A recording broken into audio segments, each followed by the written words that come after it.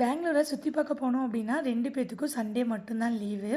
But அந்த Sunday தான் கூட்டமும் அதிகமா இருக்கு. எந்த பிளேஸ் போனாலுமே ஃபுல்லா எக்ஸ்ப்ளோர் பண்ணவே முடியறதில்லங்க. பெங்களூர்ல ரொம்பவே ஃபேமஸான பன்னர்கட்டா ஜூ தான் வந்திருந்தோம். உள்ள என்ட்ரி ஆகும்போதே காரு பாருங்க எவ்ளோ நிக்குதுன்னு சொல்லி. நாங்க பைக் அப்படிங்கிறங்காட்டி சைடு எடுத்து ஒரு 10 மினிட்ஸ்ல உள்ள ரீச் ஆயிட்டோம். ஜூக்கு அவுட் சைட்ல இந்த மாரி அழகான கேப்ஸ் நெறையா இருந்துச்சுங்க. ஆளுக்கு ஒண்ணு வாங்கி குடுத்துட்டு தான் உள்ளேயே கூட்டிட்டு போயிருந்தோம். இன்னைக்கு சண்டே அப்படிங்கிறங்காட்டி கூட்டம் எக்கச்சக்கமா இருந்துச்சு. ஸோ டிக்கெட்ஸ் எல்லாம் எப்படி இருக்குன்னு சொல்லி தான் ஃபஸ்ட்டு உள்ளே போய் பார்த்துருந்தோம். அதோட எல்லா ஃபுல் டீட்டெயில்ஸுமே நான் இன்னைக்கு ஈவினிங் வ்ளாகில வந்து ஷேர் பண்ணுறேன். ஒரே வீடியோவில் எல்லாமே ஷேர் பண்ணவும் முடியலை.